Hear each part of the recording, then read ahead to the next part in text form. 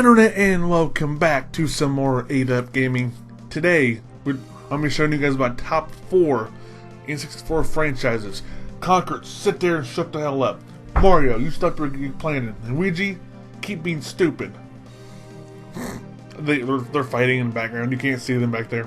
But yeah, I'm showing you my top 4 N64 franchises. And of course, some honorable mentions, that game that I played much later than on the road. But let's say the top 4 I played a lot, played a shit ton. And you'll see here soon why they're my top 4 or so. And again, these are in my opinion only, no one else's. So if you don't like my opinion, I understand that. But listen, always anyway, or if you have your favorite moment, also put it in the comment section. Also like the video if you like the N64, or if you want to see me play the N64 some more. I do have one. It's kind of dirty right now. Keeps messing up. So, without further ado, let's get into my top 4 N64 franchises and see if you were right. So, here we go.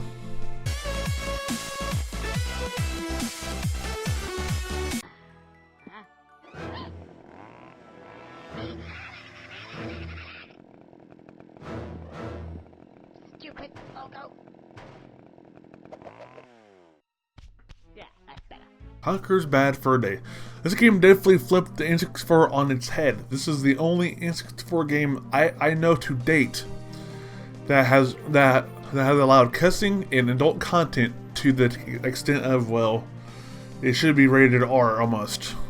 I believe this is why this game is such a cult classic to this day. If you go on eBay and try to find it on eBay, you're talking $600 or higher. And that was a year ago when I looked at the prices, so who knows what it is to today. Of course, they've re-released it on Xbox One, but I recommend playing it on the N64 first, because it was probably the best version of the game, because it was the most uncensored, unrated. And if you play the Xbox version, the original Xbox, they censored it so much. I mean, not so much, but they censored the good parts, and that's no fun. And of course, I mean, if you played any other N64 game ever made, let's say like Diddy Kong Racing, you would know Conker was actually in that game as a racer. He looked kind of weird, but he was definitely in the game. So in my opinion, for this game, you should definitely pick it up, at least play it. Buying it is a little on the expensive side, or use an emulator just to play it up. Try it for yourself. Definitely play it. Definitely at least try it. Definitely not for kids, I will say that.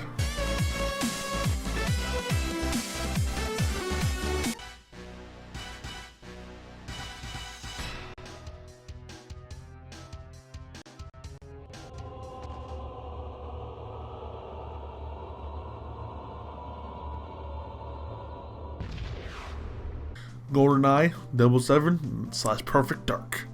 First off, I know these two games are different, as far as title and everything else, but since they're made from the same company and they're the same premise, and they actually have, and Perfect Dark actually has game levels from Goldeneye, I put them in the same category. Why not? Plus, they're just so damn fun. It's hard to separate them.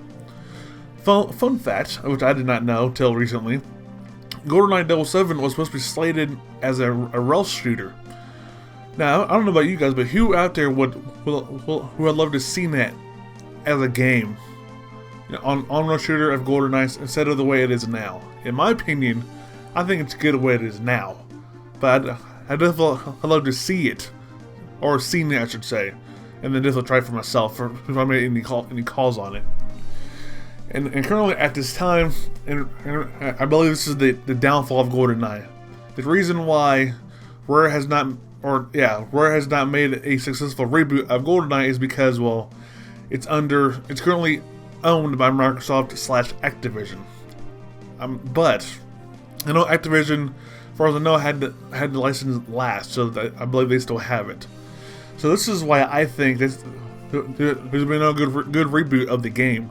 Because who wants to go pay $60 for a half-assed game, to pay another $60 for the other half of the game to be released, a year later and launched behind a paywall? It's stupid. So that's why I think GoldenEye hasn't seen a good reboot. But overall, definitely play this game. Definitely try it out. Definitely buy the game, or even Perfect Dark for that matter. They're both great games. In my opinion, they're hard to separate, so definitely pick them up and try them for yourself at home. You will not regret it, I guarantee it.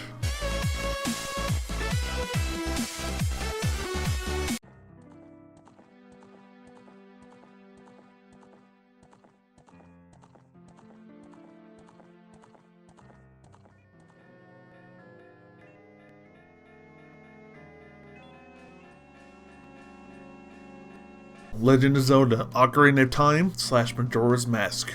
These both were amazing games, and they still are to this day. If you try to buy these games, I mean, they won't be the most expensive, but they'll definitely be on a more higher side. Speaking of Ocarina of Time first, it's an amazing game, and if you have not played any Zelda game ever, this is probably one of the better ones to play next to A Link to the Past for Super Nintendo. It's the open Hyrule field and expansive side areas where you collect the much needed weapons is definitely what made this game awesome as it is.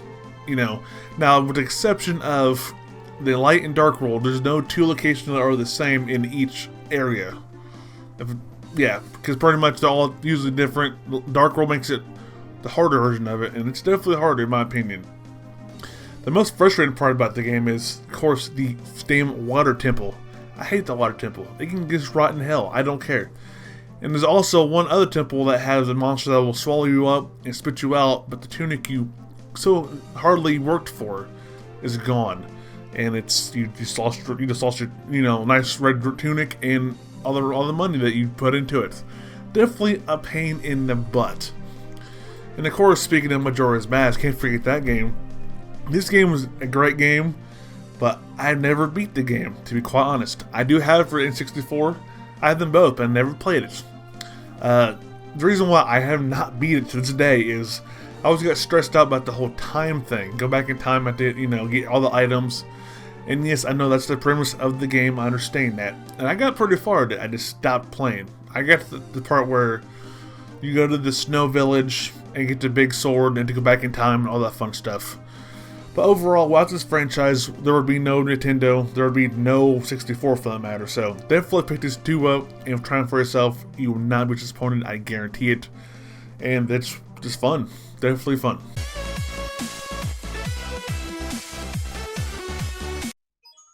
It's me, Mario. Hello. Super Mario 64.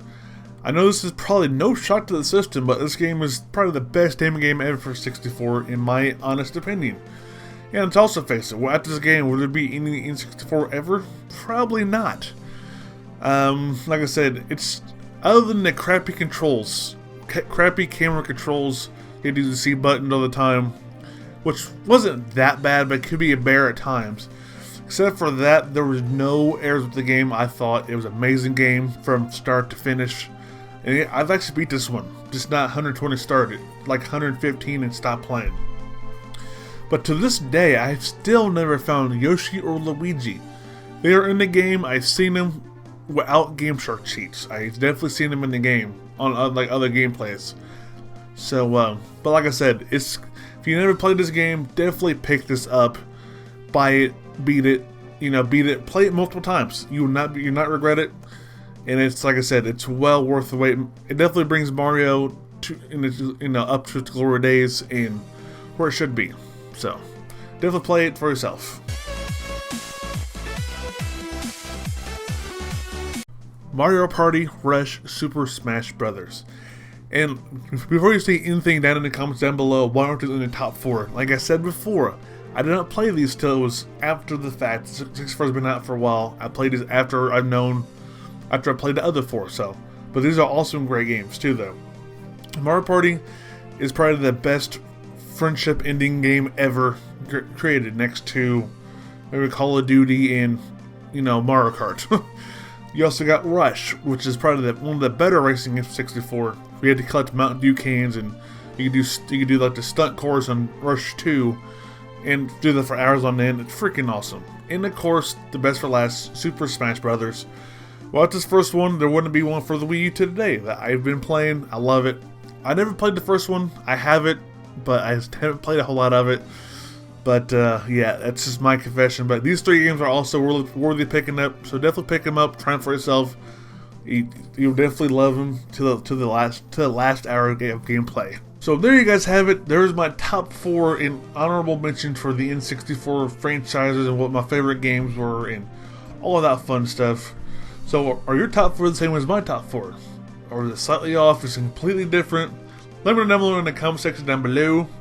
I just kind of said that. And yeah, this is my first top four list, whatever. So I thought I'd try it out. If you want to see more top 4 or top 5s or top 10s or whatever, also let me know down below and what you like to see a top 4 of or whatever. Certain items or games or systems or anything you can imagine, let me know down below. I'm sure it'd be a good idea. But yeah, so N64 was a great system. I have one, like I said previously. So, like I said, it's definitely fun. It's without that, there wouldn't be what there is today in my all spending. So, like I said, with that being said, thanks for watching. Don't forget to like and comment to the channel if you haven't done so already. And I'll see you same bat time, same bat channel, and peace, guys. I'm not a dick like that. I won't do that to you guys. So, after the movie, I'll finish this vlog off for you guys just to give my impression of the movie. So, see you at the movie, guys. Look at all this damn snow.